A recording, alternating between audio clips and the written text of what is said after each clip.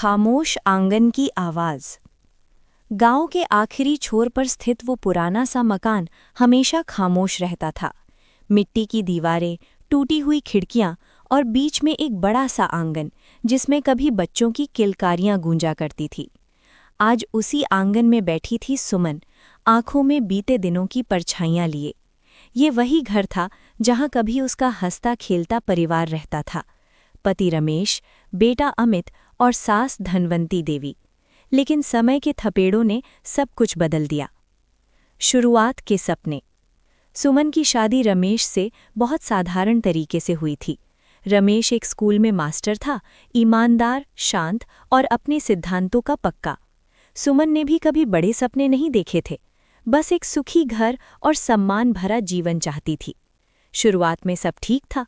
सास थोड़ी सख्त जरूर थीं, पर दिल की बुरी नहीं। अमित के जन्म ने घर में नई रौनक भर दी।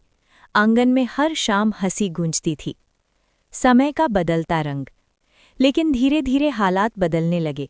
रमेश का तबादला शहर के एक दूर दराज स्कूल में हो गया। रोज आना जाना मुश्किल था, इसलिए वो हफ्तों घर नहीं आ पाता। इसी बीच धनवंती देवी बीमार रहने लगी। दवाइयों और इलाज का खर्च बढ़ता गया। सुमन ने खेतों में काम करना शुरू कर दिया, फिर सिलाई भी सीख ली। एक दिन खबर आई, रमेश स्कूल से लौटते समय सड़क हादसे का शिकार हो गया। वो खबर सुमन के जीवन को दो हिस्सों में बांट गई, पहले रमेश के साथ और बाद में रमेश के बिना। खामोशी का दौर। रमेश के जाने के बाद घर में अजीब सी चुप्पी छा गई।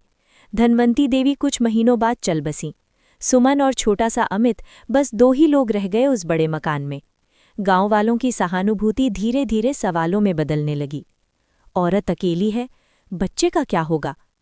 सुमन ने सब सुना पर चुप रही। उसने ठान लिया कि वो अपने बेटे को किसी के सहारे नहीं, अपने हौसले के सहारे बड़ा करेगी। संघर्ष की राह। दिन में खेत, रात को सिलाई। सुमन थक जाती पर हार नहीं मानती। अमित पढ़ाई में अच्छा था। सुमन उसे रोज कहती, बेटा, हालात चाहे जैसे हों, इंसान को झुकना नहीं चाहिए। समय बीता, अमित शहर में पढ़ने चला गया। सुमन का आंगन फिर सूना हो गया, पर अब वो खामोशी उसे डराती नहीं थी। आंगन की वापसी। कई सालों बाद एक दिन वही आंगन फिर गूंज उठा। अमित नौकरी लगने के बाद गांव लौटा था, अपनी माँ के लिए। उसने घर की मरम्मत करवाई, आंगन में फिर से पौधे लगाए। सुमन की आंखों में आंसू थे, दुख के नहीं, गर्व के। अमित बोला, माँ, अगर तुम न होती तो मैं कुछ भी न होता। सुमन मुस्कुरा दी।